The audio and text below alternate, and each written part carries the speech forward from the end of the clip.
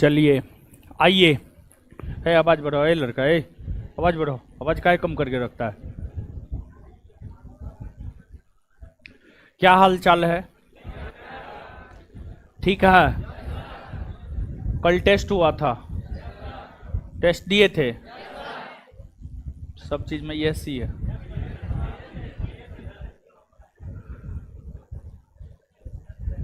Test में बहुत कम लोग पार्टिसिपेट करते हैं, सिर्फ पढ़ने में पार्टिसिपेट करना है, टेस्ट नहीं देना है, एग्जाम उन्हें देने जाना है, समझे? आइए,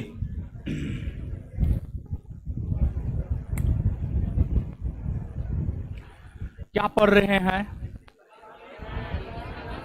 सामाजिक धार्मिक सुधार आंदोलन।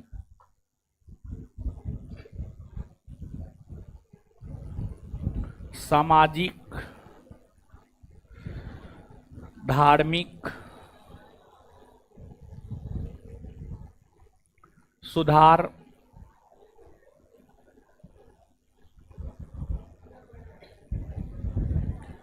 आंदोलन।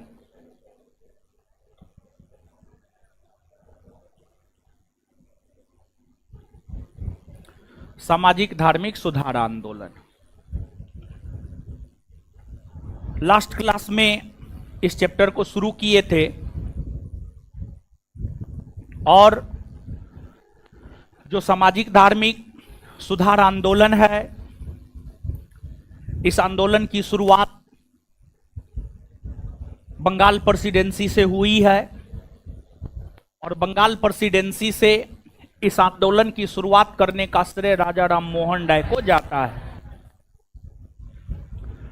राजा राम मोहन राय को इतिहास में याद करने के पीछे कई सारे कारण है, लेकिन उसमें जो एक प्रमुख कारण है, वह प्रमुख कारण यह है कि उनके प्रयास से भारत से जो सती प्रथा का अंत हुआ है, उनके प्रयास से भारत से जो सती प्रथा का अंत हुआ है, यह भारतीय समाज को उनकी एक बहुत बड़ी देन मानी जाती है।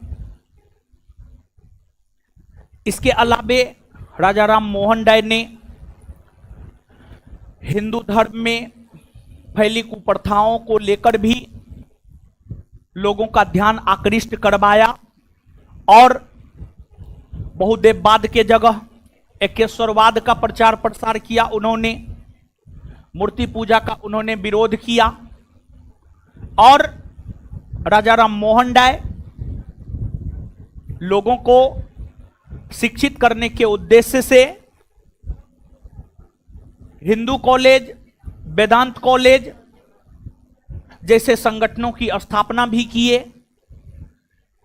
तो ये सब बात पिछले सेशन में हम आपको बता चुके हैं। ये सभी प्रकार की बातें अगर देखी जाए तो ये सभी प्रकार की बातें जो है पिछले सेशन में हम आपको बता चुके हैं।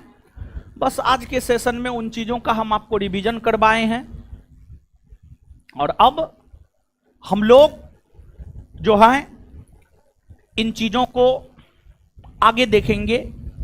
राजा राम मोहन राय के विषय में जो हम लोग जान रहे थे, राजा राम मोहन राय के विषय में आगे हम लोग जानने का प्रयास करते हैं। देखिए, राजा राम मोहन राय अपने समय के सबसे बड़े बुद्धिजीवियों में से एक थे और उनके समकालीन मुगल बादशाह, राजा राम मोहन राय के समकालीन जो मुगल बादशाह थे, उनका नाम था अकबर द्वितीय। अकबर द्वितीय। और जो राजा राम मोहन राय का जीवन काल है, राजा राम मोहन राय का जो जीवन काल है वह है 1772 से 1833।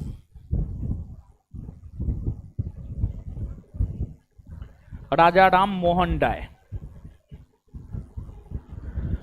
राजा राम मोहन राय का जो जीवन काल है, उनका जीवन काल अगर देखा जाए तो उनका जीवन काल है आपको 1772 से 1833। 1772 से 1833 उनका जीवन काल है। इसका मतलब यह है कि राजा राम मोहन राय का जन्म 1772 में हुआ और इनका निधन 1833 में हुआ। इनका जन्म 1772 और मृत्यु 1833। राजा राम मोहन राय का जन्म 1772 ईस्वी में बंगाल प्रेसिडेंसी में हुआ था। इनके पिता रामाकांत राय और माता तारिणी देवी थी। इनके पिता रामाकांत राय और माता तारिणी देवी थी। और राजा राम मोहन राय के विषय में कहा जाता है, जब इन्होंने समाचार पत्रों में लेख लिखना शुरू किया और हिंदू धर्म में फैली कुप्रथाओं की आलोचना करना शुरू किया, तो राजा राम मोहन राय का अपने पिता रामाकांत राय के साथ विवाद खड़ा हो गया। और जब पिता पुत्र में विवाद खड़ा हो गया, तत्पश्चात राजा राम मोहन राय अपने घर को छोड़ दिए और कुछ समय के लिए राजा राम मोहन राय अंग्रेजों के अधीन नौकरी भी किए हैं। अंग्रेजों के अधीन नौकरी भी किए हैं। और राजा राम मोहन राय जॉन डिग्बी नामक अंग्रेज, जॉन डिग्बी, अंग्रेज का नाम था जॉन डिग्बी। राजा राम मोहन राय जॉन डिग्बी नामक अंग्रेज के दीवान के तौर पर, जॉन डिग्बी नामक अंग्रेज के दीवान के तौर पर राजा राम मोहन राय ने जो है आपको कार्य किया है। और इन्हीं के समकालीन थे मुगल बादशाह अकबर द्वितीय। और जो मुगल बादशाह अकबर द्वितीय है, बादशाह के तौर पर जो उनका कालखंड है 1806 से 1837। बादशाह के तौर पर अकबर द्वितीय का जो कालखंड है 1806 से 1837। अकबर द्वितीय जब बादशाह के पद पर थे, अंग्रेजों ने उनका पेंशन बंद कर दिया। अंग्रेजों ने उनका पेंशन बंद कर दिया और अंग्रेजों ने जो मुगल बादशाह अकबर द्वितीय का पेंशन बंद कर दिया, अकबर द्वितीय के पेंशन की पैरवी को लेकर ही राजा राम मोहन राय लंदन गए थे। राजा राम मोहन राय लंदन गए थे और जब अकबर द्वितीय की पेंशन की पैरवी को लेकर के राजा राम मोहन राय लंदन जाने वाले थे, तो लंदन जाने से पहले ही राजा राम मोहन राय को मुगल बादशाह अकबर द्वितीय ने राजा की उपाधि दी। ऐसे उनका नाम हुआ करता था राम मोहन राय, राम मोहन राय, राम मोहन राय। लेकिन जब अकबर द्वितीय की पेंशन की पैरवी को लेकर के राम मोहन राय लंदन जा रहे थे, तब उन्हें राजा की उपाधि मुगल बादशाह अकबर द्वितीय के द्वारा जो है आपको दी गई और फिर वे राजा राम मोहन राय कहलाए और राजा राम मोहन राय के नाम से ही वे लंदन गए।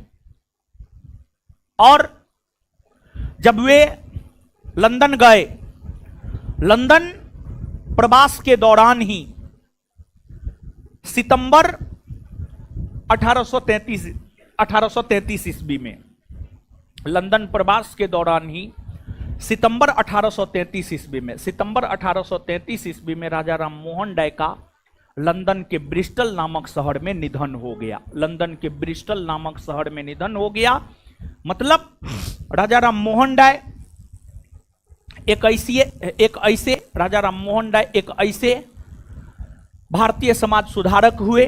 राजा राम मोहन राय एक ऐसे भारतीय समाज सुधारक हुए। राजा राम मोहन राय एक ऐसे भारतीय समाज सुधारक हुए जिनका निधन भारत से बाहर लंदन में हुआ है। और जब इनका निधन हो गया, तो इनका निधन होने के बाद राजा राम मोहन राय का जो प्रमुख संगठन ब्रह्म समाज था, ब्रह्म समाज का नेतृत्व कुछ समय के लिए रामचंद्र विद्या बागीश ने संभाला और फिर बाद में जाकर ब्रह्म समाज का नेतृत्व देवेंद्रनाथ टैगोर ने संभाला। यूं तो राजा राम मोहन राय के द्वारा कई सारे संगठनों की स्थापना की गई थी, लेकिन उन सभी संगठनों में अगर देखा जाए तो राजा राम मोहन राय के द्वारा स्थापित जो सबसे महत्वपूर्ण संगठन था वह था आपको ब्रह्म समाज। राजा राम मोहन राय के द्वारा स्थापित जो सबसे बड़ा संगठन था वह था आपको ब्रह्म समाज, वह था आपको ब्रह्म समाज, ब्रह्म समाज।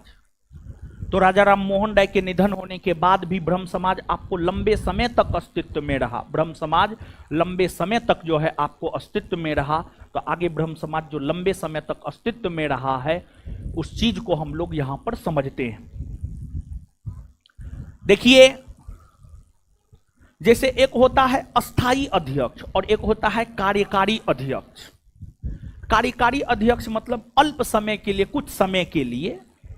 अस्थाई मतलब एकदम एक निश्चित टाइम पीरियड के लिए, एक निश्चित टाइम पीरियड के लिए। तो राजा राम मोहन राय के निधन के बाद अल्प समय के लिए जो है आपको रामचंद्र विद्याबागिस्ट ने ब्रह्म समाज के नेतृत्व को संभाला। लेकिन आगे लंबे समय तक ब्रह्म समाज के नेतृत्व को संभालने का काम किया था देवेंद्रनाथ टैगोर। देवेंद्रनाथ टैगोर ब्रह्म समाज के नेतृत्व को संभाला। ब्रह्म समाज की विचारधारा को आगे बढ़ाने का काम देवेंद्रनाथ टैगोर कर रहे थे, देवेंद्रनाथ टैगोर कर रहे थे। अब सवाल यह उठता है कि ब्रह्म समाज की विचारधारा क्या थी? तो ब्रह्म समाज की विचारधारा थी एकेश्वरवाद का प्रचार प्रसार करना, बाल विवाह को लेकर लोगों को जागरूक करना, शिक्षा सभी को मिलना चाहिए, सती प्रथा का अंत कर दिया गया है, इसका पालन लोगों के द्वारा किया जाना चाहिए। यही सब ब्रह्म समाज की विचारधारा थी। ब्रह्म समाज की विचारधारा को लगातार आगे बढ़ाने का काम, ब्रह्म समाज की विचारधारा को लगातार आगे बढ़ाने का काम देवेंद्रनाथ टैगोर कर रहे थे। और देवेंद्रनाथ टैगोर ने ही ब्रह्म समाज में केशव चंद्र सेन को शामिल किया। देवेंद्रनाथ टैगोर ने ही ब्रह्म समाज में केशव चंद्र सेन को शामिल किया और केशव चंद्र सेन को आचार्य की उपाधि भी देवेंद्रनाथ टैगोर ने ही दिया, देवेंद्रनाथ टैगोर ने ही दिया। धीरे धीरे ब्रह्म समाज बंगाल से निकलकर भारत के अन्य क्षेत्रों में फैलना प्रारंभ किया। लेकिन ब्रह्म समाज जब बंगाल से निकलकर भारत के अन्य क्षेत्रों में फैलना प्रारंभ किया तब देवेंद्रनाथ टैगोर और केशव चंद्र सेन के बीच मतभेद होना शुरू हो गया। देवेंद्रनाथ टैगोर और केशव चंद्र सेन के बीच मतभेद होना शुरू हो गया। मतभेद दोनों के बीच इसलिए होना शुरू हुआ क्योंकि जो देवेंद्रनाथ टैगोर थे वो पुरानी सोच के थे और वे ब्रह्म समाज की विचारधारा और ब्रह्म समाज को बंगाल तक सीमित रखना चाहते थे। लेकिन केशव चंद्र सेन ब्रह्म समाज को पूरे भारतवर्ष में फैलाना चाहता था। पूरे भारतवर्ष ही नहीं बल्कि ब्रह्म समाज की विचारधारा को वैश्विक स्तर पर फैलाना चाहता था केशव चंद्र सेन, जबकि देवेंद्रनाथ टैगोर इसको सीमित रखना चाहता था। तो देवेंद्रनाथ टैगोर ब्रह्म समाज को सीमित रखना चाहता था और केशव चंद्र सेन इसका व्यापक स्तर पर प्रचार प्रसार करना चाहता था। इसी को लेकर दोनों के बीच मतभेद हो गया। और जब दोनों के बीच मतभेद हुआ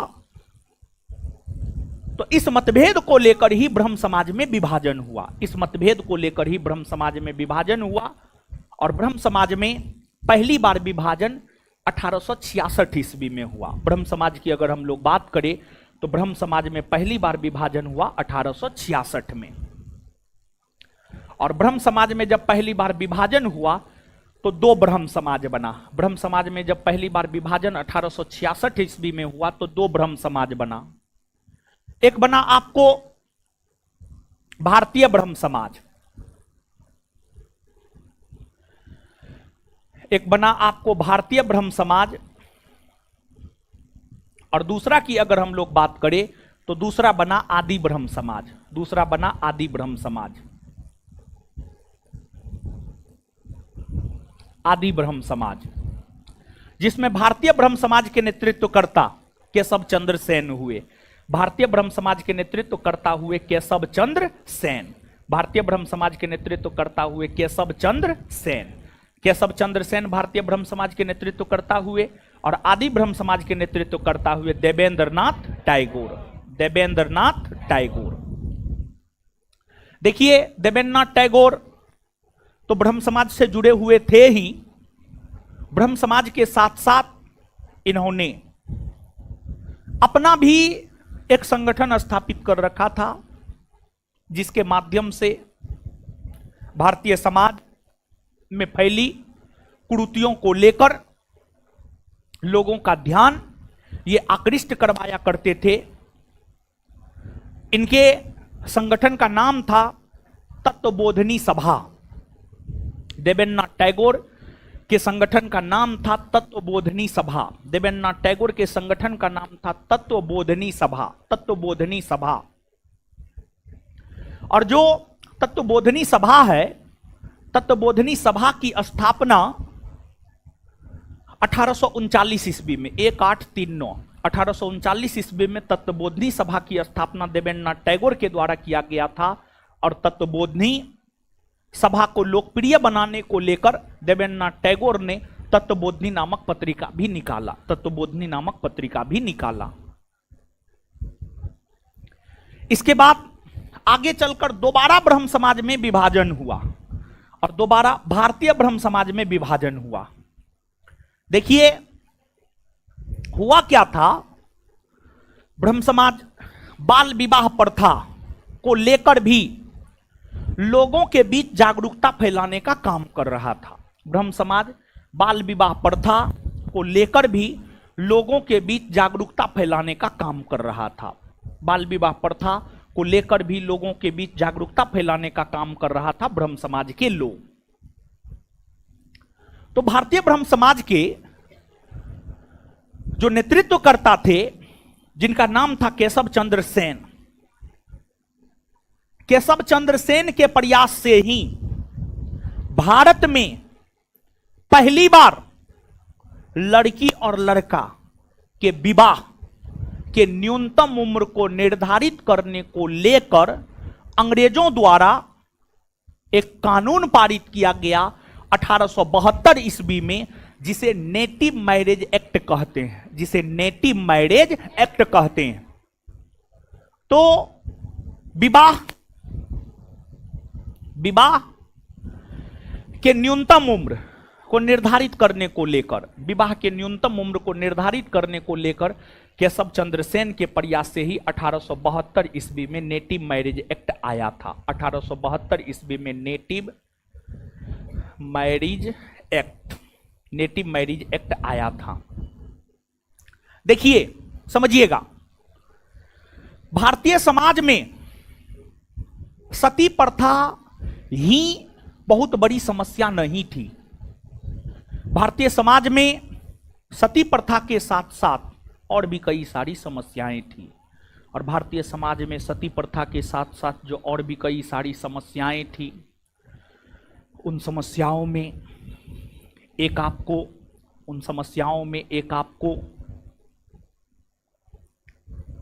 बाल विवाह प्रथा भी था। बाल विवाह प्रथा का मतलब है कम उम्र में विवाह का हो जाना, 5 वर्ष, 6 वर्ष, 7 वर्ष, 8 वर्ष की उम्र में विवाह का हो जाना। और कम उम्र में विवाह होने से लोगों का ना तो शारीरिक विकास हो पाता है, ना मानसिक विकास हो पाता है, ना वैचारिक विकास हो पाता है। तो भारतीय समाज की कुप्रथाओं में एक जो बाल विवाह प्रथा थी, बाल विवाह प्रथा को समाप्त करने को लेकर सबसे पहले आवाज बुलंद करने का काम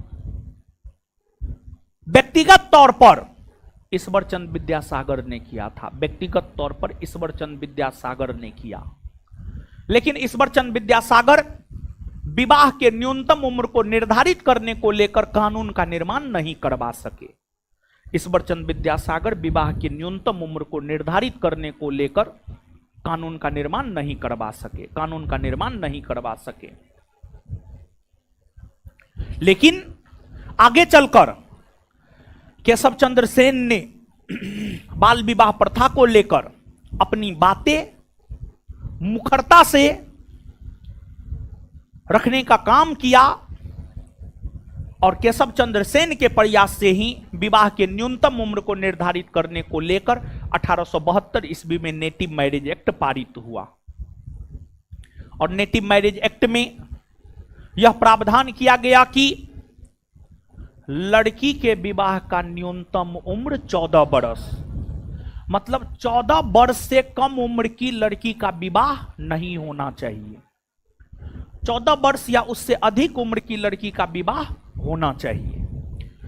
और लड़का के विवाह का न्यूनतम उम्र 18 वर्ष निर्धारित किया गया और कहा गया कि 18 वर्ष से कम उम्र के लड़कों का विवाह नहीं होगा, 18 वर्ष या उससे अधिक उम्र के लड़कों का विवाह होगा। तो नेटिव मैरिज एक्ट के जरिए लड़की और लड़का के विवाह के न्यूनतम उम्र को निर्धारित किया गया। लड़की और लड़का के विवाह के न्यूनतम उम्र को जो है नेटिव मैरिज एक्ट के जरिए जो है आपको निर्धारित किया गया।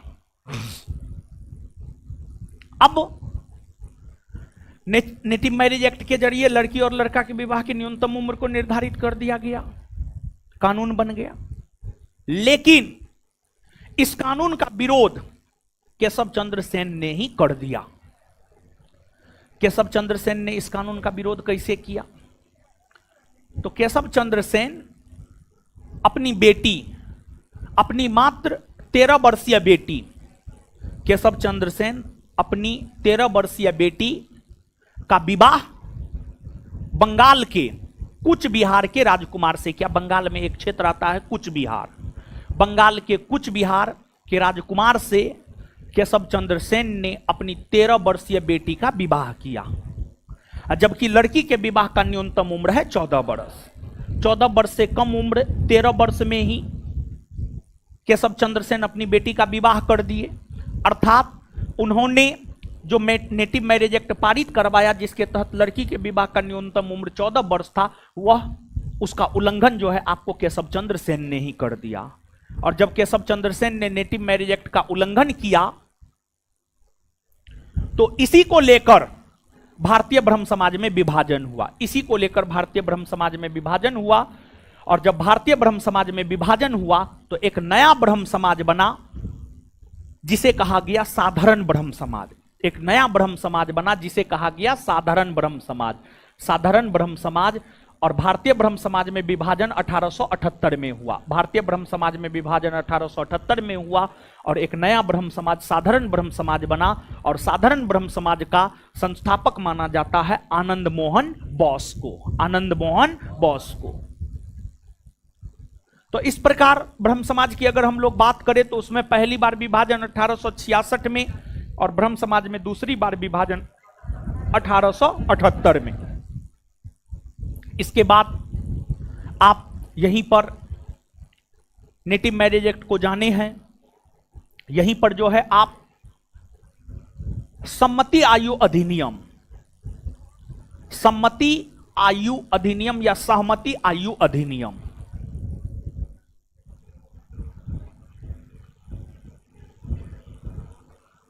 सम्मति आयु अधिनियम या सहमति आयु अधिनियम या सहमति आयु अधिनियम, आयु अधिनियम या अंग्रेजी में age of consent, age of consent, अंग्रेजी में एज ऑफ कॉन्सेंट, अंग्रेजी में एज ऑफ कॉन्सेंट। देखिए,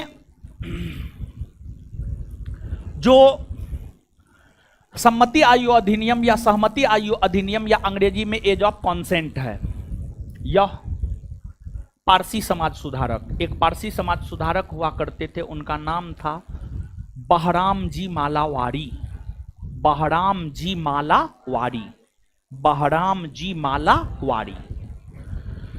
बहराम जी मालावाड़ी के प्रयास से ही 1891 ईस्वी में बहराम जी मालावारी के प्रयास से ही 1891 ईस्वी में सम्मति आयु अधिनियम या सहमति आयु अधिनियम या एज ऑफ कंसेंट आया। इस एक्ट के तहत लड़की के विवाह के न्यूनतम उम्र को 14 वर्ष से घटाकर 12 वर्ष कर दिया गया। इस एक्ट के तहत लड़की के विवाह के न्यूनतम उम्र को 14 वर्ष से घटाकर 12 वर्ष कर दिया गया। 14 वर्ष से घटाकर 12 वर्ष कर दिया गया और लड़का के विवाह का न्यूनतम उम्र 18 वर्ष ही बना रहा। और इस एक्ट के तहत लड़की के विवाह के न्यूनतम उम्र को घटा दिया गया।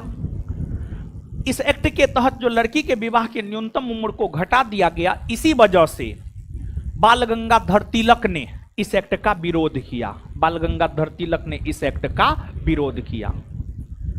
आगे चलकर भारतवर्ष में विवाह के न्यूनतम उम्र को निर्धारित करने को लेकर ही एक शारदा अधिनियम आया।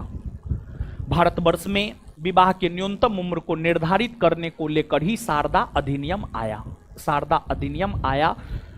और शारदा अधिनियम की हम बात करें तो शारदा अधिनियम आया है 1929 में और यह लागू हुआ है 1930 में। शारदा अधिनियम आया है 1929 में और यह लागू हुआ है 1930 में। शारदा अधिनियम आया है 1929 में और यह लागू हुआ है 1930 में। देखिए, राजस्थान के एक शिक्षाविद थे, राजस्थान के एक शिक्षाविद थे, उनका नाम था आपको हरबिलास शारदा। राजस्थान के एक बहुत बड़े बुद्धिजीवी, समाज सुधारक और शिक्षाविद थे। उनका नाम था हरबिलास शारदा। हरबिलास शारदा, जो हरबिलास शारदा थे, हरबिलास शारदा के प्रयास से ही शारदा अधिनियम 1929 में आया। और इस शारदा अधिनियम के तहत भी लड़की और लड़का के विवाह के न्यूनतम उम्र को निर्धारित किया गया। और शारदा अधिनियम के तहत लड़की के विवाह का न्यूनतम उम्र 14 वर्ष और लड़का के विवाह का न्यूनतम उम्र 18 वर्ष निर्धारित किया गया। और फिर यह अधिनियम आजादी के बाद भी, यह अधिनियम लागू 1930 में हुआ और आजादी के बाद भी अर्थात 1947 के बाद भी यह अधिनियम लागू रहा। आजादी के बाद भी भारत में लड़की के विवाह का न्यूनतम उम्र 14 वर्ष और लड़का के विवाह का न्यूनतम उम्र 18 वर्ष रहा। लेकिन इस अधिनियम में संशोधन 1978 में हुआ। शारदा अधिनियम में संशोधन जो है आपको 1978 में हुआ। और जब शारदा अधिनियम में संशोधन 1978 में हुआ तो लड़की के विवाह के उम्र को, लड़की के विवाह के न्यूनतम उम्र को 14 वर्ष से बढ़ाकर 18 वर्ष कर दिया गया। लड़की के विवाह की न्यूनतम उम्र को 14 वर्ष से बढ़ाकर 18 वर्ष कर दिया गया। और लड़का के विवाह के न्यूनतम उम्र को 18 वर्ष से बढ़ाकर 21 वर्ष कर दिया गया। 18 वर्ष से बढ़ाकर 21 वर्ष कर दिया गया 1978 ईस्वी में। 1978 ईस्वी में। और आज भी भारत में लड़की और लड़का के विवाह का न्यूनतम उम्र जो है 18 वर्ष और 21 वर्ष ही है। और भारत का विधि आयोग यह कहा है कि लड़की और लड़का के विवाह के उम्र में कोई डिफरेंस नहीं होना चाहिए। लड़की और लड़का के विवाह की उम्र में कोई डिफरेंस नहीं होना चाहिए। यानी उनके कहने का मतलब ये था कि अगर लड़की के विवाह का न्यूनतम उम्र 18 वर्ष है तो लड़का के विवाह का भी न्यूनतम उम्र 18 वर्ष ही होनी चाहिए। या फिर अगर लड़की के विवाह का न्यूनतम उम्र 21 वर्ष है तो लड़का के विवाह का भी न्यूनतम उम्र 21 वर्ष ही होना चाहिए। 21 वर्ष ही होना चाहिए। समझे बात को? तो ये है शारदा अधिनियम। अब नीचे से लिखिए।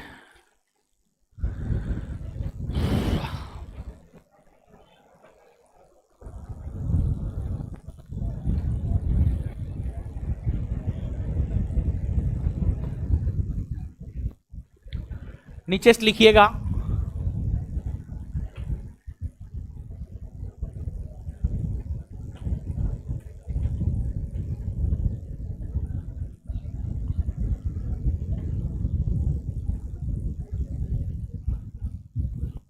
राजा राम मोहन राय, राजा राम मोहन राय, राजा राम मोहन राय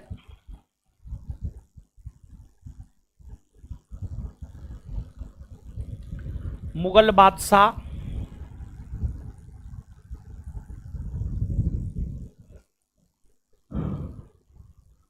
बादशाह अकबर द्वितीय, मुगल बादशाह अकबर द्वितीय के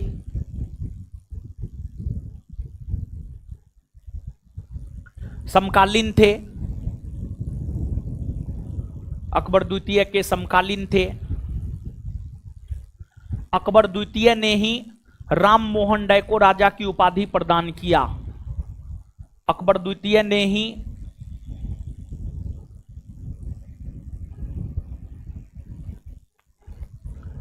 अकबर द्वितीय ने ही राम मोहन राय को राजा की उपाधि प्रदान किया।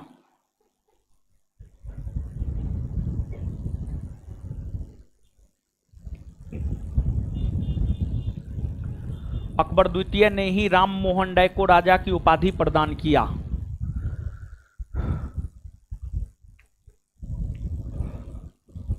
अकबर द्वितीय ने ही राम मोहन राय को राजा की उपाधि प्रदान किया। अकबर द्वितीय ने ही राम मोहन राय को राजा की उपाधि प्रदान किया।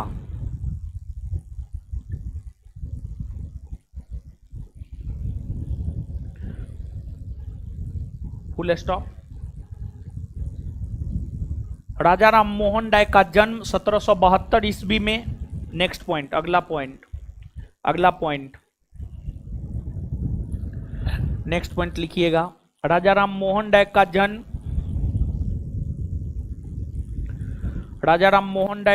1772 ईस्वी में। राजा राम मोहन राय का जन्म 1772 ईस्वी में। राजा राम मोहन राय का जन्म 1772 ईस्वी में बंगाल प्रेसिडेंसी में हुआ था।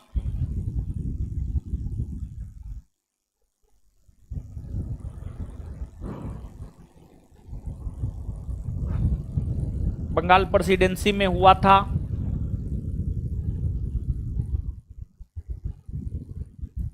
इनके पिता रमाकांत राय, इनके पिता रमाकांत राय और माता तारिणी देवी थी। इनके पिता रमाकांत राय और माता तारिणी देवी थी। इनके पिता रमाकांत राय और माता तारिणी देवी थी। इनके पिता रमाकांत राय और माता तारिणी देवी थी। इनके पिता रमाकांत राय और माता तारिणी देवी थी। और माता तारिणी देवी थी। और माता तारिणी देवी थी। आगे लिखिएगा। राजा राम मोहन राय मुगल बादशाह,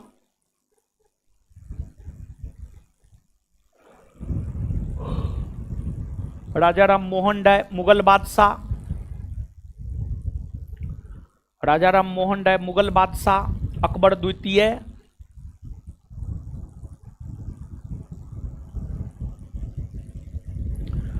राजा राम मोहन राय मुगल बादशाह अकबर द्वितीय के पेंशन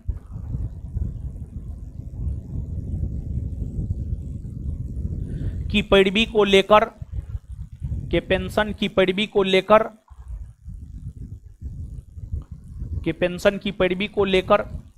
लंदन गए हुए थे। उसी क्रम में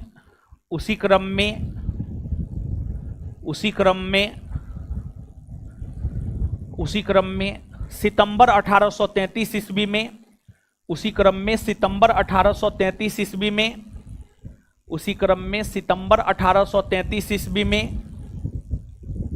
सितंबर 1833 ईस्वी में ब्रिस्टल नामक शहर में सितंबर 1833 ईस्वी में ब्रिस्टल नामक शहर में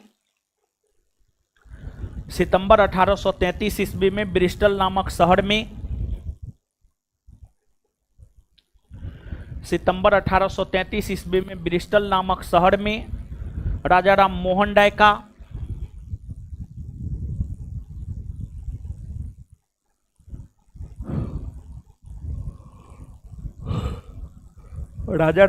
राय का निधन हो गया।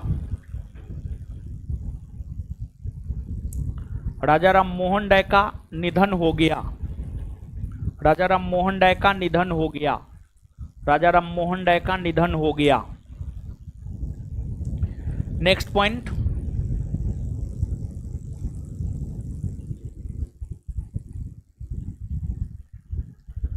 राजा राम मोहन राय के निधन होने के बाद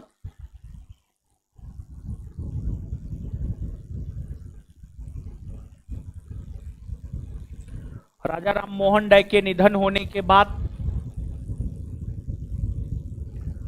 राजा राम मोहन राय के निधन होने के बाद ब्रह्म समाज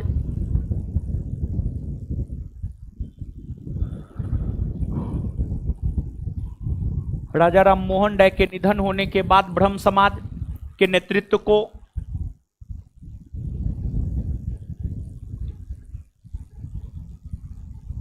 रामचंद्र विद्या बागीश ने रामचंद्र विद्या बागीश ने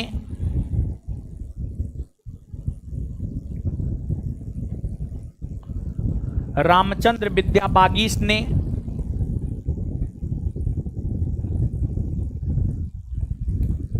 रामचंद्र विद्या बागीश ने संभाला। रामचंद्र विद्या बागीश ने संभाला। रामचंद्र विद्या बागीश ने संभाला। लेकिन आगे चलकर लेकिन आगे चलकर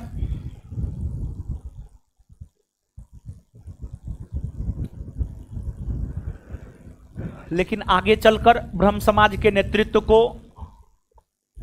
लेकिन आगे चलकर ब्रह्म समाज के नेतृत्व को लेकिन आगे चलकर ब्रह्म समाज के नेतृत्व को लेकिन आगे चलकर ब्रह्म समाज के नेतृत्व को देवेंद्रनाथ टैगोर ने संभाला। लेकिन आगे चलकर ब्रह्म समाज के नेतृत्व को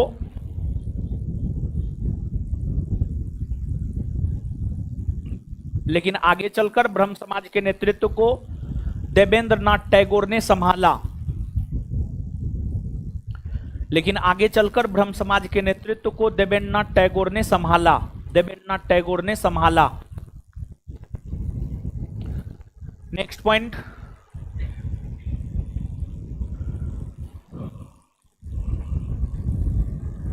देवेंद्रनाथ टैगोर ने ही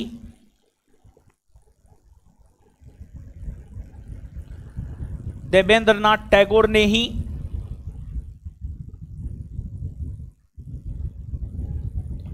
केशव चंद्र सेन को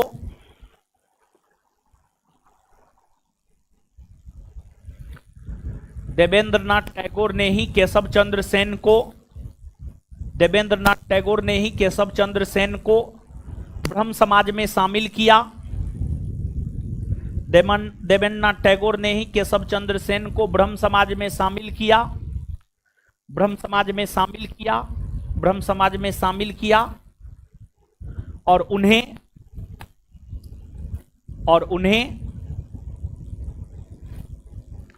आचार्य की उपाधि प्रदान की। आचार्य और उन्हें आचार्य की उपाधि प्रदान की और उन्हें आचार्य की उपाधि प्रदान की और उन्हें आचार्य की उपाधि प्रदान की और उन्हें आचार्य की उपाधि प्रदान की और उन्हें आचार्य की उपाधि प्रदान की और उन्हें आचार्य की उपाधि प्रदान की।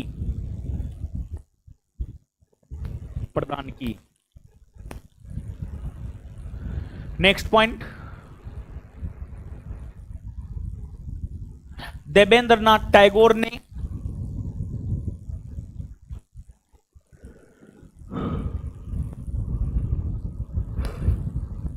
देवेंद्रनाथ टैगोर ने 1839 ईस्वी में 1839 देवेंद्रनाथ टैगोर ने 1839 ईस्वी में देवेंद्रनाथ टैगोर ने 1839 ईस्वी में 1839 देवेंद्रनाथ टैगोर ने 1839 ईस्वी में तत्वबोधनी सभा तत्वबोधनी सभा तत्वबोधनी सभा तत्वबोधनी सभा नामक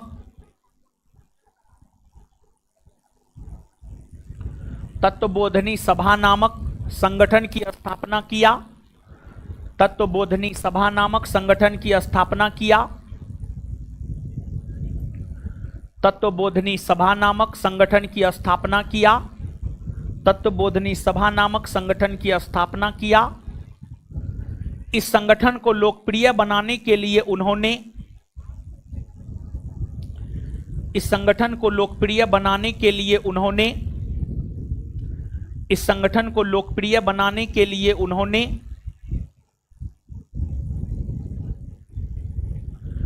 इस संगठन को लोकप्रिय बनाने के लिए उन्होंने इस संगठन को लोकप्रिय बनाने के लिए उन्होंने तत्वबोधिनी नामक पत्रिका भी निकाला। तत्वबोधिनी नामक पत्रिका भी निकाला। तत्वबोधिनी नामक पत्रिका भी निकाला। तत्वबोधिनी नामक पत्रिका भी निकाला।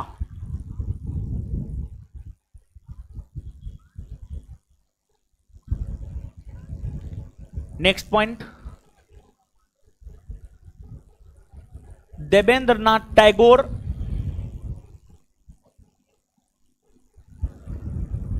देवेंद्रनाथ टैगोर ब्रह्म समाज देवेंद्रनाथ टैगोर ब्रह्म समाज को देवेंद्रनाथ टैगोर ब्रह्म समाज को देवेंद्रनाथ टैगोर ब्रह्म समाज को देवेंद्रनाथ टैगोर ब्रह्म समाज को देवेंद्रनाथ टैगोर ब्रह्म समाज को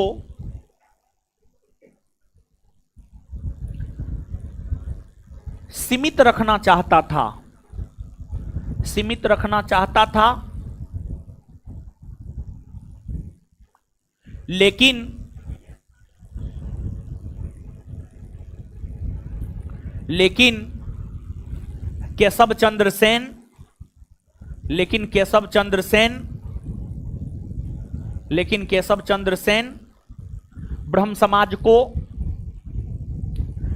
केशव चंद्र सेन ब्रह्म समाज को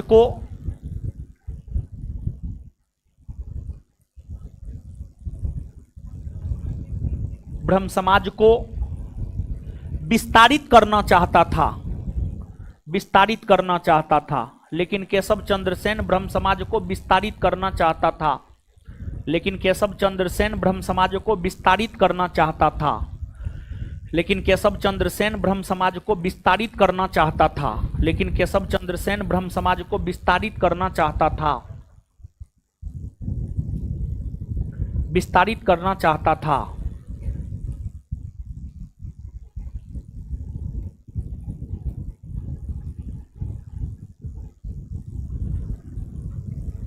इन्हीं बातों को लेकर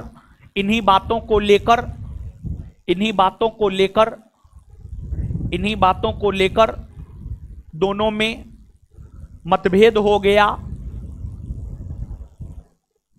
इन्हीं बातों को लेकर दोनों में मतभेद हो गया। इन्हीं बातों को लेकर दोनों में मतभेद हो गया।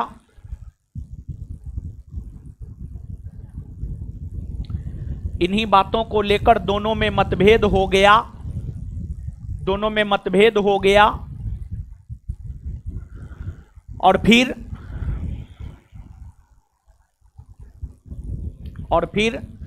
1866 ईस्वी में 1866 ईस्वी में 1866 और फिर 1866 ईस्वी में ब्रह्म समाज में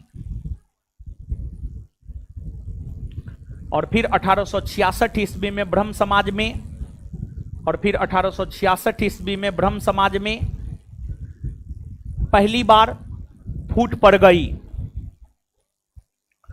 1866 ईस्वी में ब्रह्म समाज में पहली बार फूट पड़ गई। 1866 ईस्वी में ब्रह्म समाज में पहली बार फूट पड़ गई। 1866 ईस्वी में ब्रह्म समाज में पहली बार फूट पड़ गई।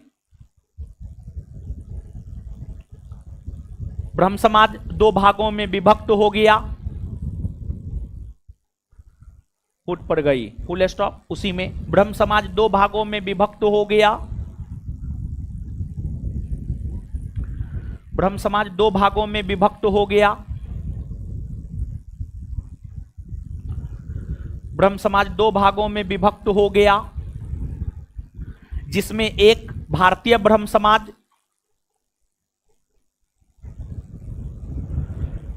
जिसमें एक भारतीय ब्रह्म समाज और दूसरा आदि ब्रह्म समाज कहलाया। जिसमें एक भारतीय ब्रह्म समाज और दूसरा आदि ब्रह्म समाज कहलाया। जिसमें एक भारतीय ब्रह्म समाज और दूसरा आदि ब्रह्म समाज कहलाया। जिसमें एक भारतीय ब्रह्म समाज और दूसरा आदि ब्रह्म समाज कहलाया। जिसमें एक भारतीय ब्रह्म समाज और दूसरा आदि ब्रह्म समाज कहलाया। जिसमें एक भारतीय ब्रह्म समाज और दूसरा आदि ब्रह्म समाज कहलाया। जिसमें एक भारतीय ब्रह्म समाज और दूसरा आदि ब्रह्म समाज कहलाया। आदि ब्रह्म समाज कहलाया। Full stop. उसी में भारतीय ब्रह्म समाज का नेतृत्व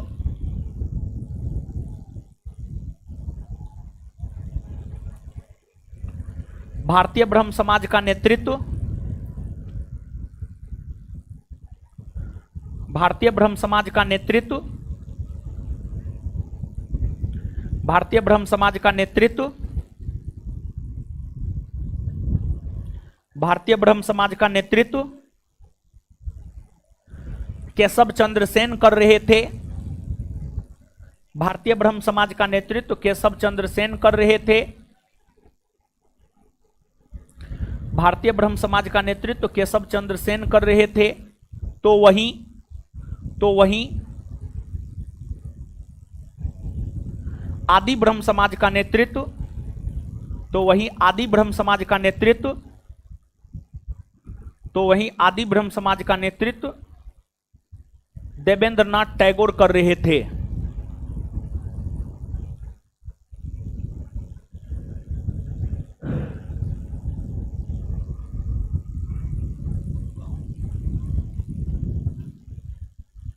नेक्स्ट पॉइंट लिखिएगा। आगे चलकर ब्रह्म समाज में दूसरी बार विभाजन आगे चलकर ब्रह्म समाज में दूसरी बार विभाजन आगे चलकर ब्रह्म समाज में दूसरी बार विभाजन आगे चलकर ब्रह्म समाज में दूसरी बार विभाजन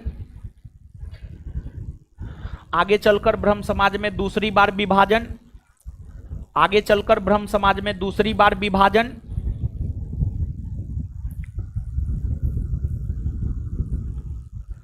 1878 ईस्वी में हुआ। 1878 ईस्वी में हुआ।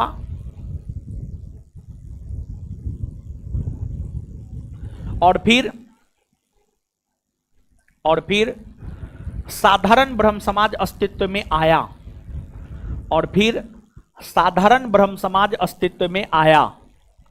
और फिर साधारण ब्रह्म समाज अस्तित्व में आया। और फिर साधारण ब्रह्म समाज अस्तित्व में आया। और फिर साधारण ब्रह्म समाज अस्तित्व में आया। और फिर साधारण ब्रह्म समाज अस्तित्व में आया। और फिर साधारण ब्रह्म समाज अस्तित्व में आया, जिसके संस्थापक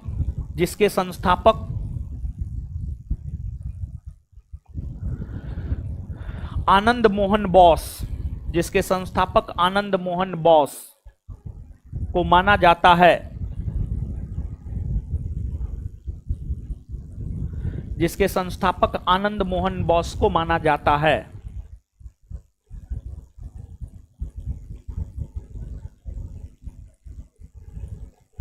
चलिए आगे हेडिंग मारिएगा, बाल विवाह प्रथा। बाल विवाह प्रथा।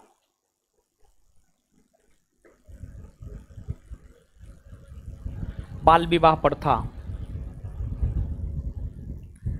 आगे हेडिंग मारिएगा, बाल विवाह प्रथा डैश देकर। छोटे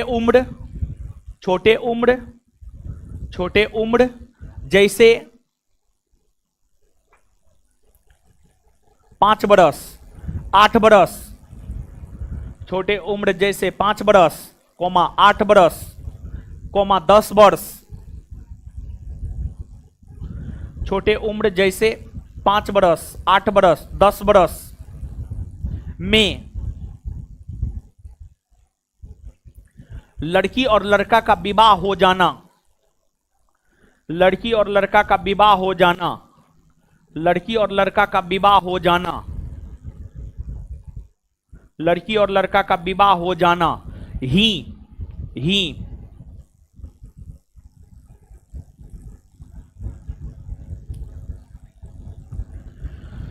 बाल विवाह प्रथा कहलाता है। बाल विवाह प्रथा कहलाता है।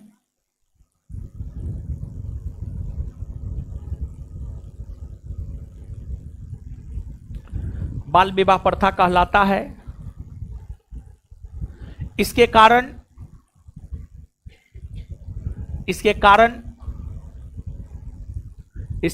लड़की और लड़का का, इसके कारण लड़की और लड़का का, इसके कारण लड़की और लड़का का शारीरिक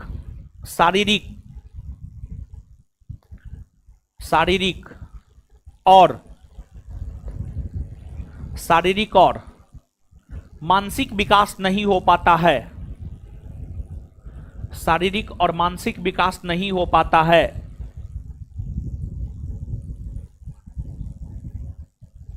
नहीं हो पाता है। यह भी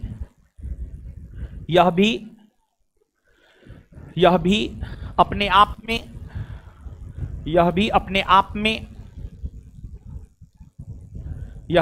आप में एक कुप्रथा,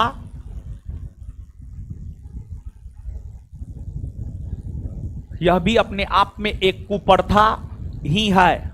यह भी अपने आप में एक कुप्रथा ही है।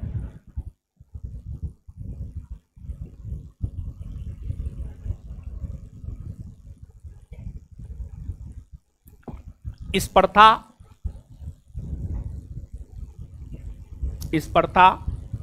पर रोक लगाने,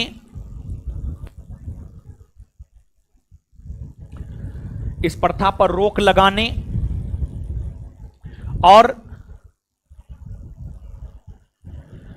विवाह के न्यूनतम उम्र को निर्धारित करने को लेकर, और विवाह के न्यूनतम उम्र को निर्धारित करने को लेकर, और विवाह के न्यूनतम उम्र को निर्धारित करने को लेकर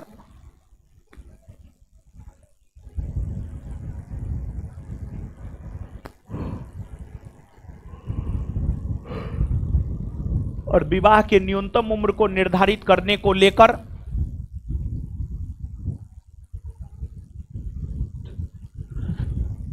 अंग्रेजों द्वारा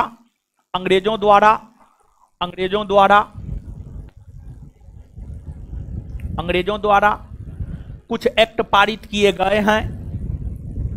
अंग्रेजों द्वारा कुछ एक्ट पारित किए गए हैं जो निम्न है।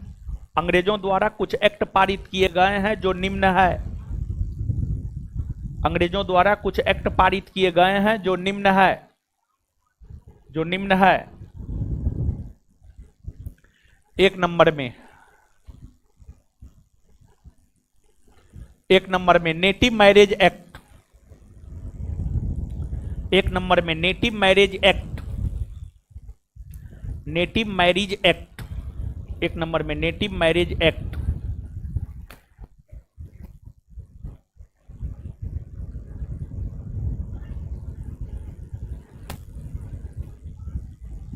Native marriage act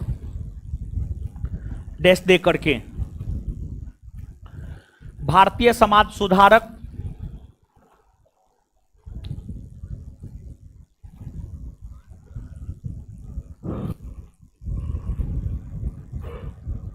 Bharatiya Samaj सुधारक केशव चंद्र सेन के प्रयास से,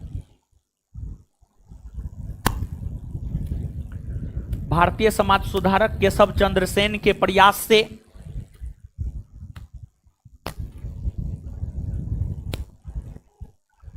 भारतीय समाज सुधारक केशव चंद्र सेन के प्रयास से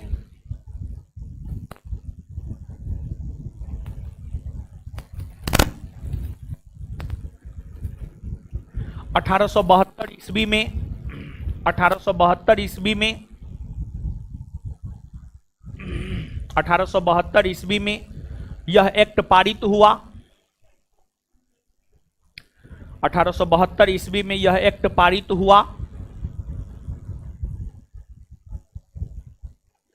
इस एक्ट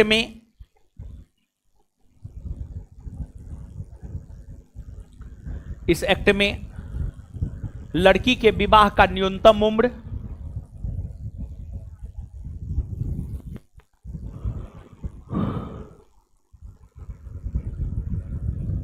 इस एक्ट में लड़की के विवाह का न्यूनतम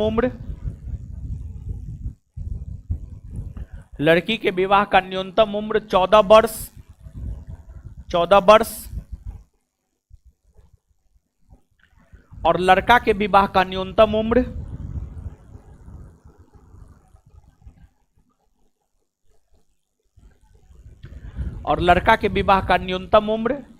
18 वर्ष निर्धारित किया गया। और लड़का के विवाह का न्यूनतम उम्र 18 वर्ष निर्धारित किया गया। और लड़का के विवाह का न्यूनतम उम्र 18 वर्ष निर्धारित किया गया।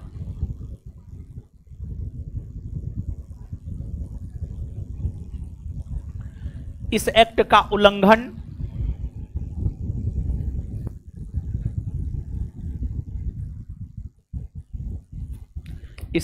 उल्लंघन केशव चंद्र सेन ने किया। इस एक्ट का उल्लंघन केशव चंद्र सेन ने किया।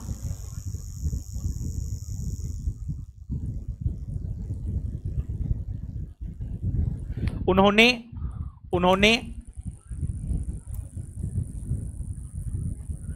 अपनी 13 वर्षीय पुत्री का विवाह, देखिए कुछ बुक 12 वर्ष लिखता है, कुछ बुक 13 वर्ष लिखता है, ठीक है, यहां पर कंफ्यूजन में मत जाइएगा। कुछ बुक 12 वर्ष लिखता है, कुछ बुक 13 वर्ष लिखता है। उन्होंने अपनी 13 वर्षीय पुत्री का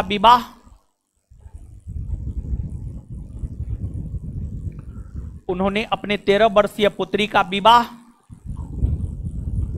कूच बिहार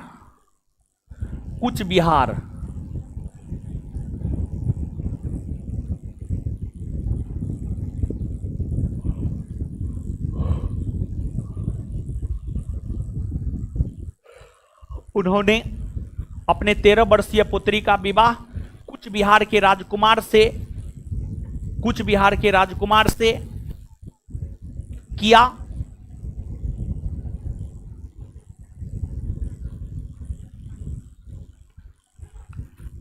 यही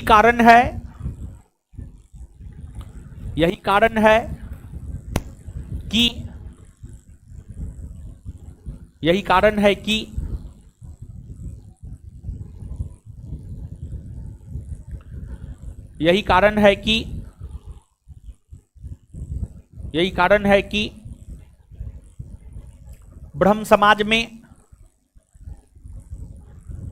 है कि ब्रह्म समाज में दूसरी बार विभाजन हुआ है। यही कारण है कि ब्रह्म समाज में दूसरी बार विभाजन हुआ है। यही कारण है कि ब्रह्म समाज में दूसरी बार विभाजन हुआ है। यही कारण है कि ब्रह्म समाज में दूसरी बार विभाजन हुआ है। चलिए, नेटिव मैरिज एक्ट के बाद आगे हेडिंग मारिए, सम्मति आयु अधिनियम या सहमति आयु अधिनियम या अंग्रेजी में एज ऑफ कॉन्सेंट। बोर्ड पे लिखा हुआ है सम्मति आयु अधिनियम या सहमति आयु अधिनियम।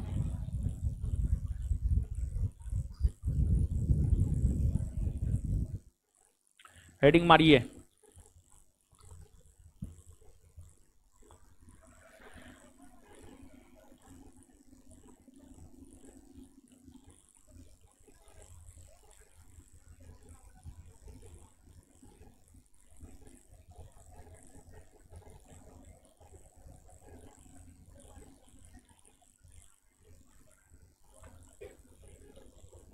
लिखिए,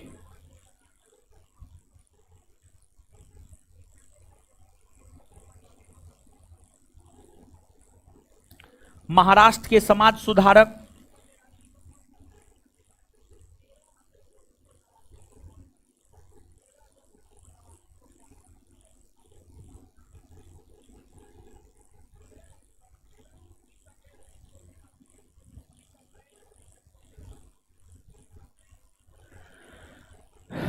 महाराष्ट्र के समाज सुधारक बहराम जी मालावाड़ी, बहराम जी मालावाड़ी।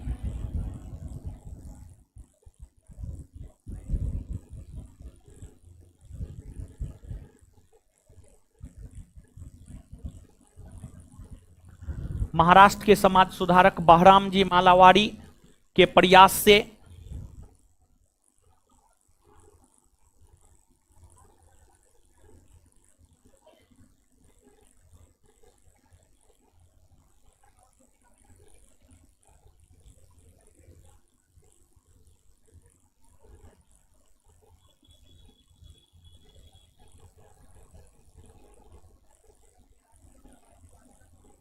बहराम जी मालावाड़ी के प्रयास से, महाराष्ट्र के समाज सुधारक बहराम जी मालावाड़ी के प्रयास से 1891 ईस्वी में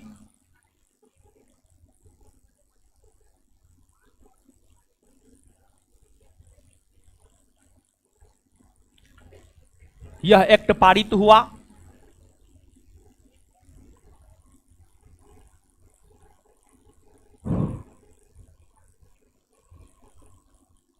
यह एक्ट पारित हुआ, यह एक्ट पारित हुआ। इस एक्ट के तहत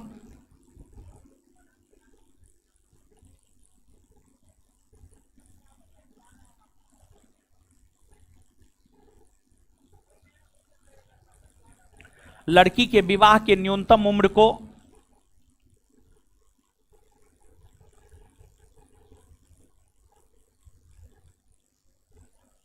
इस एक्ट के तहत लड़की के विवाह के न्यूनतम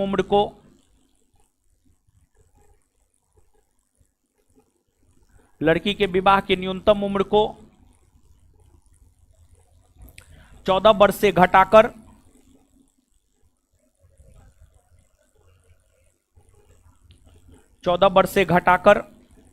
12 वर्ष कर दिया गया।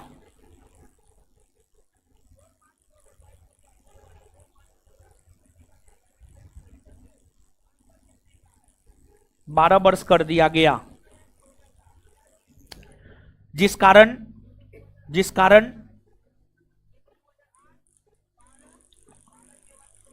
12 वर्ष कर दिया गया, जिस कारण इस अधिनियम का विरोध बाल गंगाधर तिलक ने किया।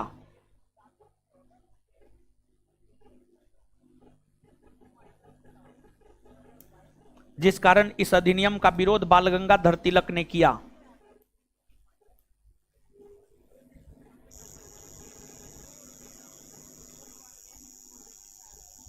इस अधिनियम का विरोध बाल गंगाधर तिलक ने किया।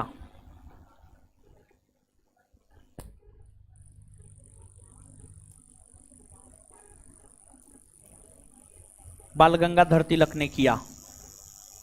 आगे हेडिंग मारिएगा, शारदा अधिनियम। शारदा अधिनियम, आगे हेडिंग मारिएगा, शारदा अधिनियम।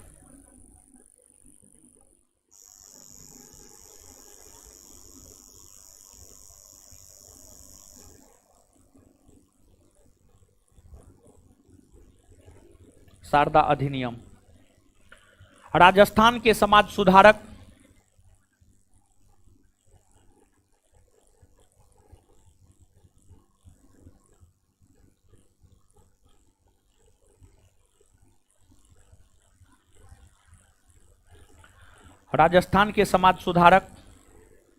हरविलास शारदा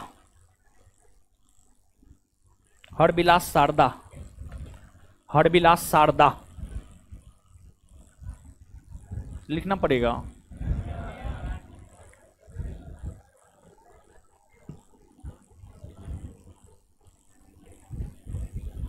राजस्थान के समाज सुधारक हरविलास शारदा के प्रयास से, राजस्थान के समाज सुधारक हरविलास शारदा के प्रयास से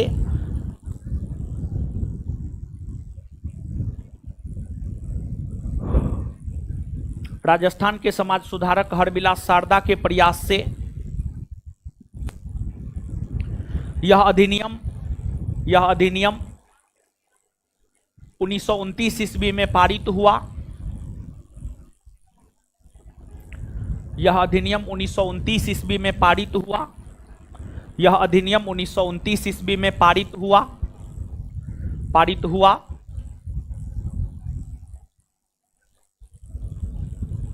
इस अधिनियम के तहत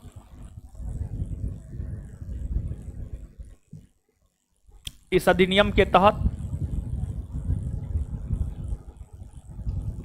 इस अधिनियम के तहत लड़की के विवाह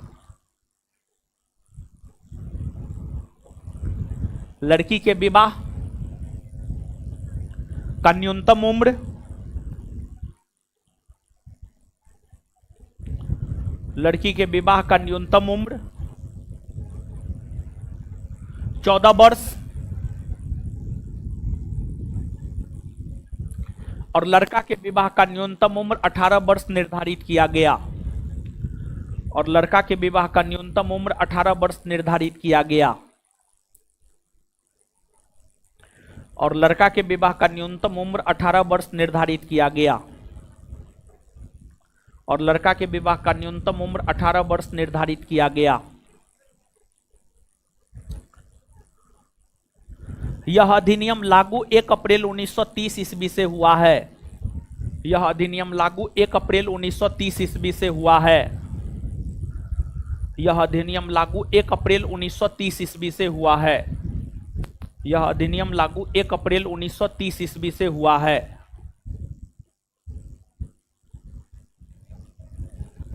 यह अधिनियम लागू 1 अप्रैल 1930 ईस्वी से हुआ है। यह अधिनियम लागू 1 अप्रैल 1930 ईस्वी से हुआ है।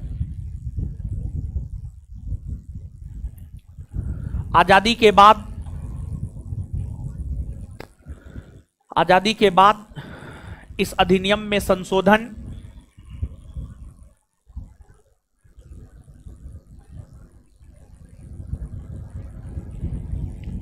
आजादी के बाद इस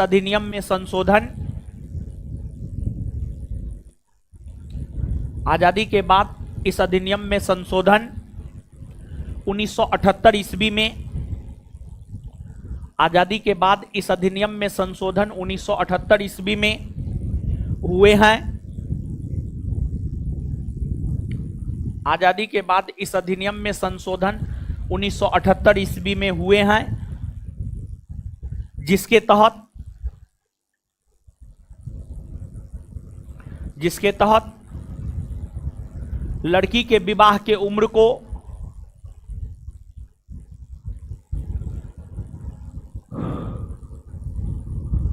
जिसके तहत लड़की के विवाह के उम्र को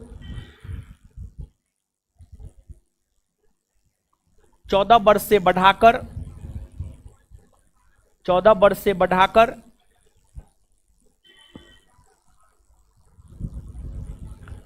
18 वर्ष कर दिया गया।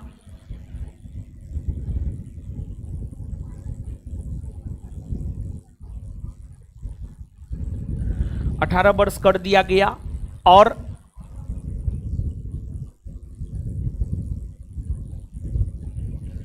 लड़का के विवाह के उम्र को और लड़का के विवाह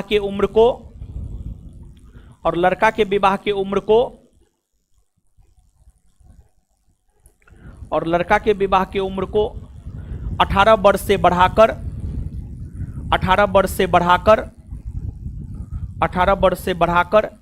21 वर्ष 18 वर्ष से बढ़ाकर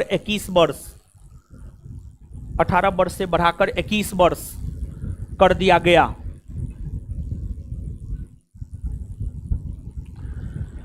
चलिए, जितना समझाए थे उतना लिखा दिए। अब बाल विवाह से ही संबंधित है एक रखमाबाई मुकदमा।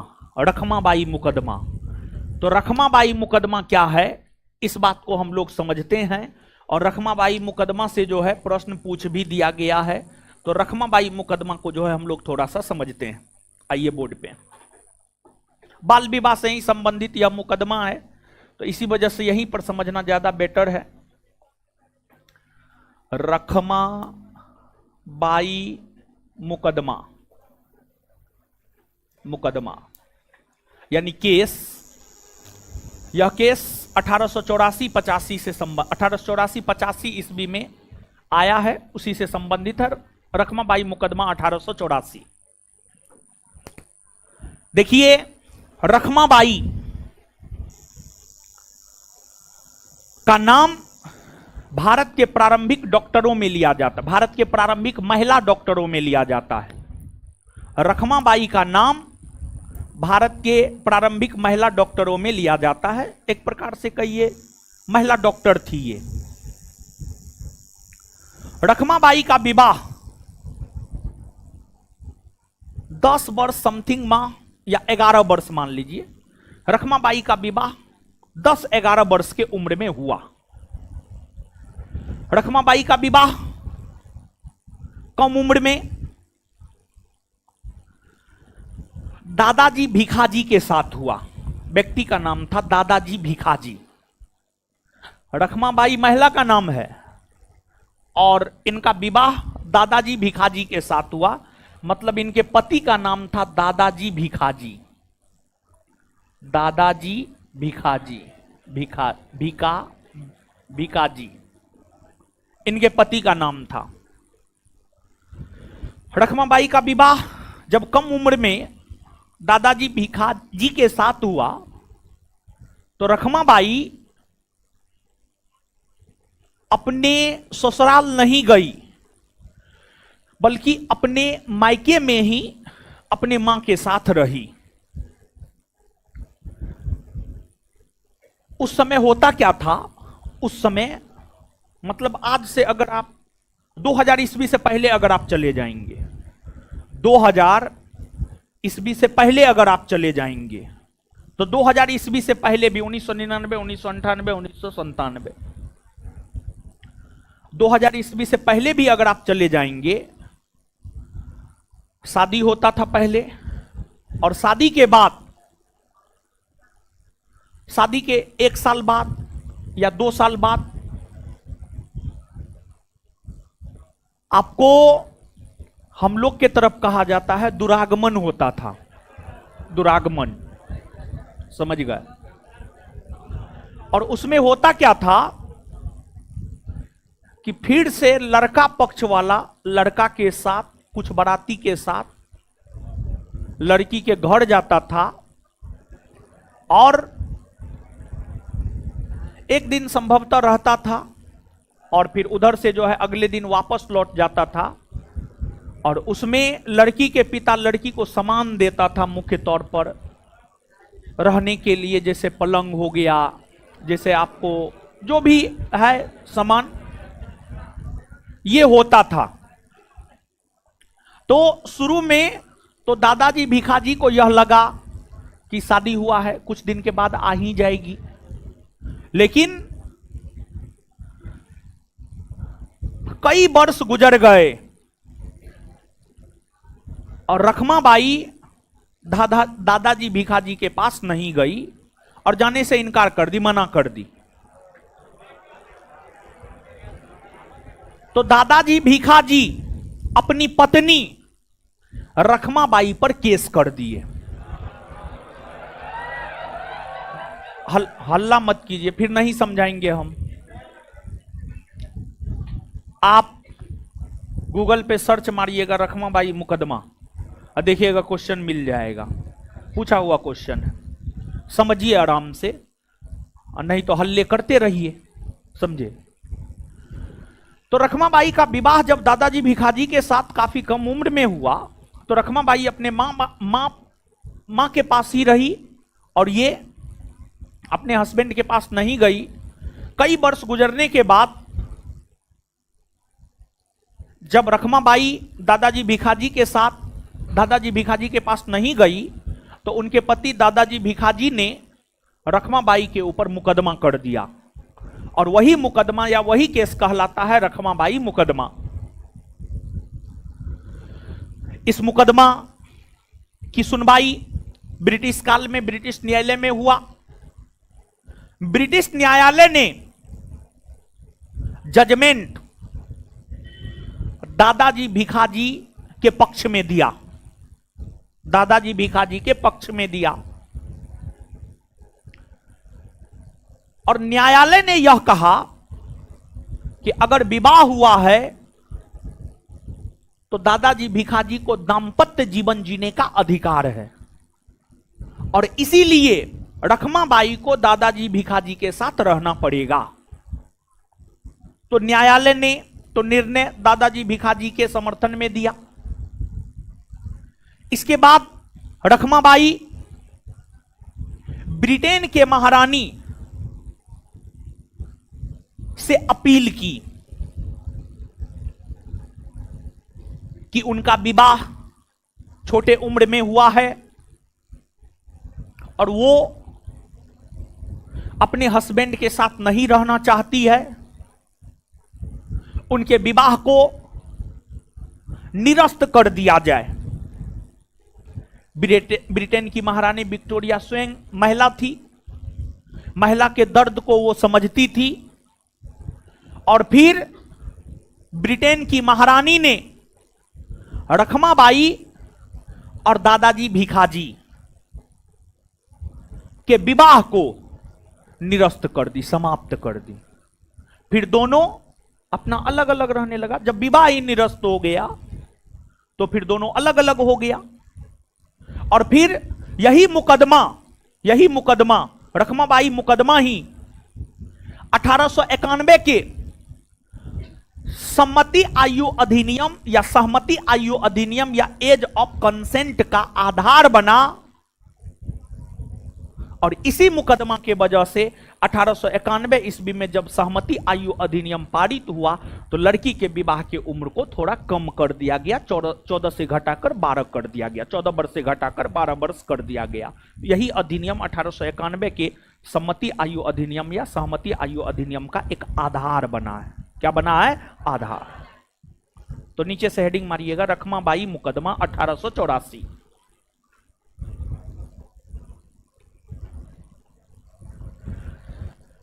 रखमाबाई मुकदमा 1884, रखमाबाई मुकदमा 1884, रखमाबाई मुकदमा 1884 लिखिएगा।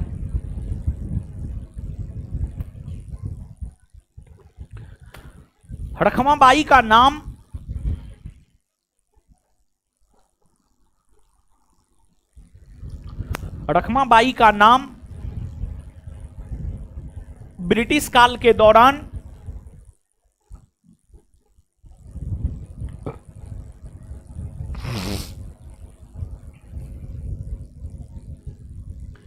रखमाबाई का नाम ब्रिटिश काल के दौरान भारत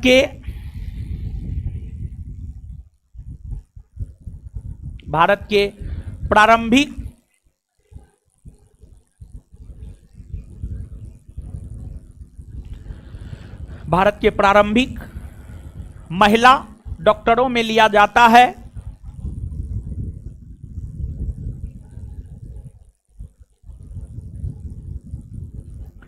भारत के प्रारंभिक महिला डॉक्टरों में लिया जाता है।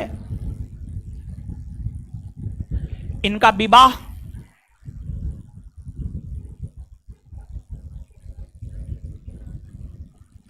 काफी कम उम्र में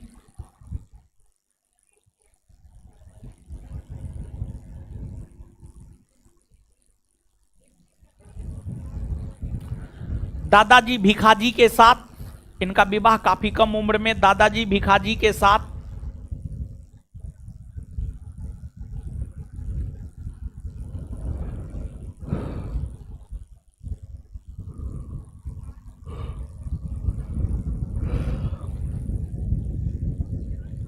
हुआ।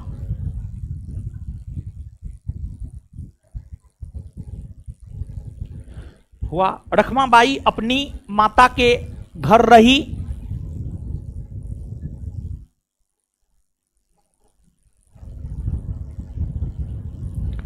रखमाबाई अपनी माता के घर रही।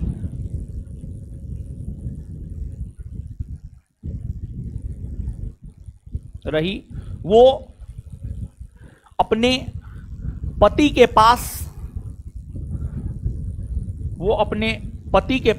नहीं गई, जिस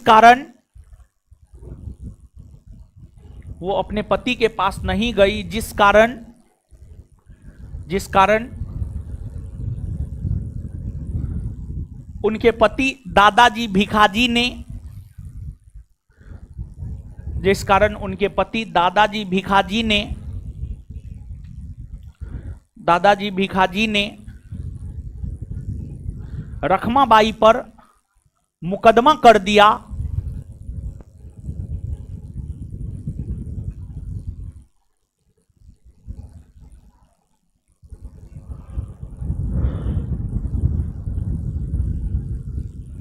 दादाजी भिखाजी ने रखमाबाई पर मुकदमा कर दिया। यही केस रखमाबाई मुकदमा कहलाता है। यही केस रखमाबाई मुकदमा कहलाता है। यही केस रखमाबाई मुकदमा कहलाता है। यही केस रखमाबाई मुकदमा कहलाता है।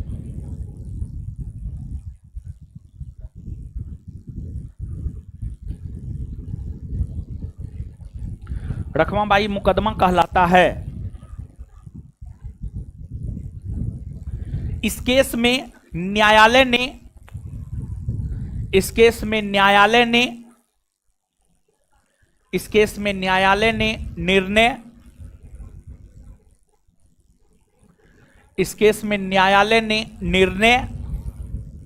दादाजी भिखाजी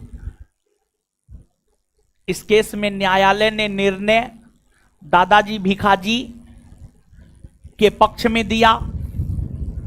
इस केस में न्यायालय ने निर्णय दादाजी भिखाजी के पक्ष में दिया।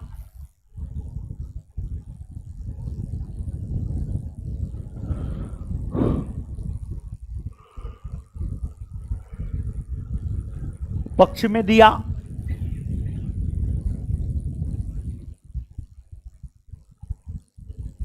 Full stop.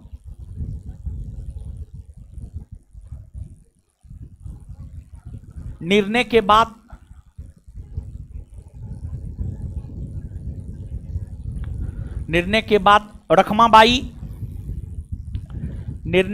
रखमाबाई ब्रिटेन की रानी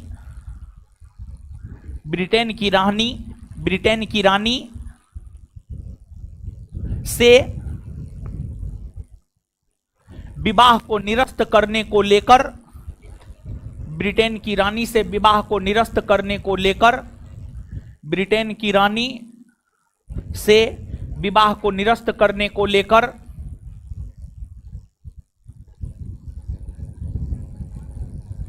गुहार लगाई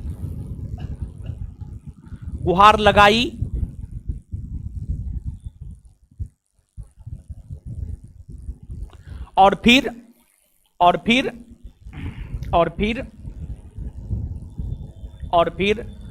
रखमाबाई के अपील पर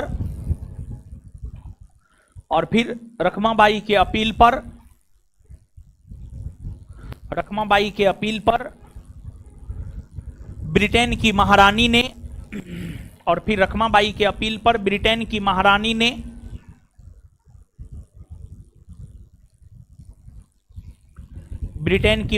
ने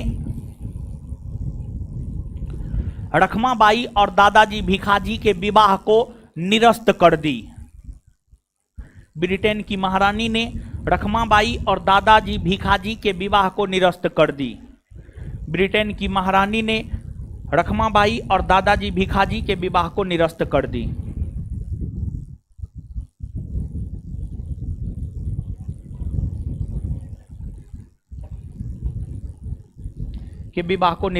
दी। चलिए, जितना समझा है लिखा है पढ़िए तो।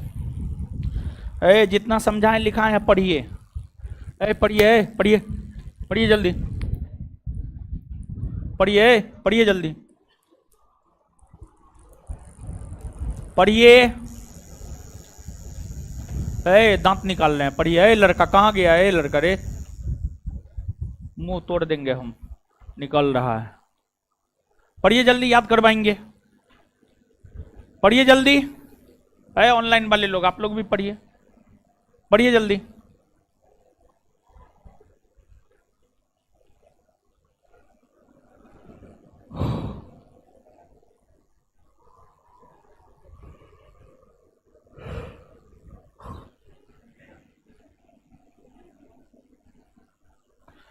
पढ़िए जल्दी।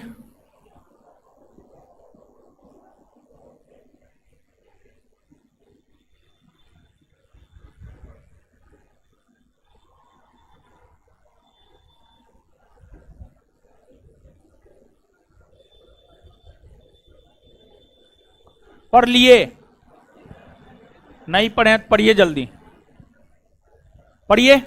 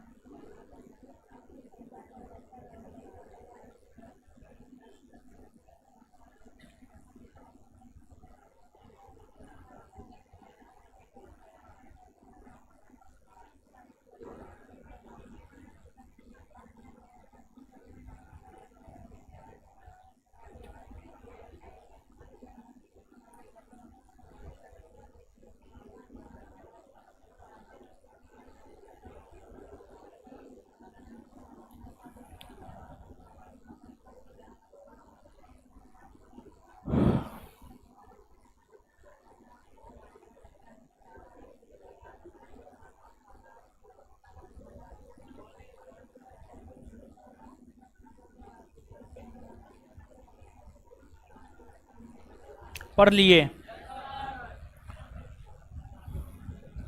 दीजिए तो कॉपी है हीरो। आइए आइए, मुंह ऊपर कीजिए।